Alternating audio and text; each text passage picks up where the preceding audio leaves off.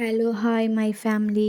இன்றைக்கி என்ன வீடியோ பார்க்க போகிறோன்னா, எம்டி குருமா செய்ய போகிறோம். அது எப்படி செய்ய போகிறேன்னு நான் சொல்கிறேன், நோட் பண்ணி வச்சுக்கோங்க. கண்டிப்பாக இந்த வீடியோ உங்களுக்கு யூஸ்ஃபுல்லாக இருக்கும்.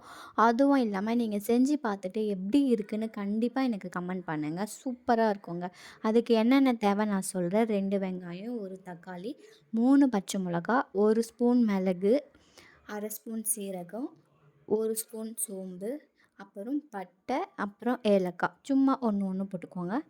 அதுக்கப்புறம் இஞ்சி பூண்டு பேஸ்ட்டு, அதுக்கப்புறம் ஒரு பத்த தேங்காய் குட்டி குட்டியாக கட் பண்ணி வச்சுக்கோங்க. ஃபஸ்ட்டு நம்ம வதக்கிட்டு அதுக்கப்புறம் பேஸ்ட் பண்ணி வச்சுக்க போகிறோம். அதுக்கு என்னென்ன பண்ணணும்னு ஃபஸ்ட்டு நான் சொல்லிடுறேன். ஃபஸ்ட்டு ஒரு பேனில் எண்ணெய் ஊற்றிக்கோங்க. எண்ணெய் ஊற்றிட்டு அது காஞ்ச உடனே மிளகு சீரகம் போட்டு நல்லா வறுத்துருங்க. அதுக்கப்புறம் சோம்பு அதுவும் போட்டு நல்லா வறுத்துருங்க. அதுக்கப்புறம் வெங்காயம் போட்டு வறுத்துருங்க. இதுக்கு நம்ம அரைக்க போகிறதுக்கு சின்ன வெங்காயம் இருந்தால் போதும். ஓகேங்களா? வெங்காயம் போட்டு நல்லா வதக்கிடுங்க.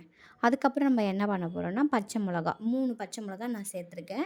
நீங்கள் 1 பச்சை மிளகா போட்டுக்கோங்க. ஏன்னா நான் இன்றைக்கி மசாலா எதுவும் யூஸ் பண்ண போகிறதில்ல. நான் உங்களுக்கு சொல்ல போகிறதில்ல. மசாலா நீங்கள் யூஸ் பண்ணலாம்.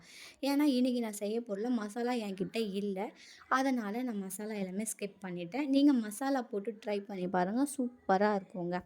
ஓகேங்களா? அதுக்கப்புறம் பச்சை மிளகா, அதுக்கப்புறம் 1 ஸ்பூன் வேர்க்கடலை, 1 ஸ்பூன் ஒற்றைக்கடலை, தேங்காய் இது எல்லாமே போட்டு நல்லா வறுத்துருங்க. வதக்கிட்டு அதை எடுத்து பேஸ்ட் பண்ணி வச்சுக்கோங்க. நல்லா தண்ணி மாதிரி வரணும் பேஸ்ட். ஓகேங்களா? அந்த மாதிரி பேஸ்ட் பண்ணி எடுத்து வச்சுருங்க. அதுக்கப்புறம் ஒரு குக்கர் வச்சுக்கோங்க. 1 வெங்காயம், 1 தக்காளி கட் பண்ணி வச்சுக்கோங்க. இது கொஞ்சம் சின்ன சின்னதாகவே கட் பண்ணிக்கோங்க. ரொம்ப சின்னதால் மீடியம் சைஸில் கட் பண்ணி வச்சுக்கோங்க. குக்கர் வச்சுட்டு எண்ணெய் ஊற்றிட்டு ஸ்பைசஸ் போட்டுருங்க. ஏன்னா சோம்பு அதுதாங்க கொஞ்சோண்டு போடுங்க, நிறைய போடாதீங்க. ஏன்னா நம்ம பேஸ்ட்டில் சேர்த்துருக்கிறதுனால இதுவும் நீங்கள் அதிகமாக போட்டிங்கன்னா ஒரு மாதிரி திகட்டிடும். அதனால் கொஞ்சோண்டு போட்டுக்கோங்க. அதுக்கப்புறம் வெங்காயம் போட்டு நல்லா வதக்கிடுங்க. வெங்காயம் நல்லா வதங்கினோன்னே உப்பு, மஞ்சத்தூள் இதுவும் போட்டு நல்லா வதக்கிடுங்க. அதுக்கப்புறம் இஞ்சி பூண்டு பேஸ்ட்டு 1 ஸ்பூன் போட்டுக்கோங்க. அதுவும் நல்லா போட்டு வதக்கிட்டு தக்காளியும் போட்டுருங்க. தக்காளி போட்டோன்னா வதக்கிடுங்க. ஓரளவுக்கு தக்காளி வதங்கினா போதும். ஓகேங்களா? அப்போ தான் நல்லாயிருக்கும். அதை போட்டு நல்லா வதக்கிட்டு நம்ம அரைச்சி வச்ச அந்த பேஸ்ட் ஊற்றிடுங்க. அந்த ஜார்லேயே தண்ணியை ஊற்றிடுங்க. ஒரு ஜார் அளவுக்கு தண்ணி ஊற்றிடுங்க. ஊற்றிட்டு டேஸ்ட் பண்ணி பாருங்கள். டேஸ்ட் பண்ணி பார்த்தோன்னா உப்பு கம்மியாக இருந்தால் உப்பு போட்டுக்கோங்க. என்னென்ன மசாலா சேர்க்கணும்னா, வெறும் மிளகாத்தூள் 1 ஸ்பூன் போட்டுக்கோங்க. மட்டன் மசாலா 1 ஸ்பூன் போட்டுக்கோங்க. இது உண்மையாகவே செம்ம டேஸ்ட்டு கொடுக்குங்க. இன்றைக்கி என்கிட்ட அந்த மசாலா இல்லை. அதனால் நான் 3 பச்சை மிளகா சேர்த்துக்கிட்டேன். ஓகேங்களா?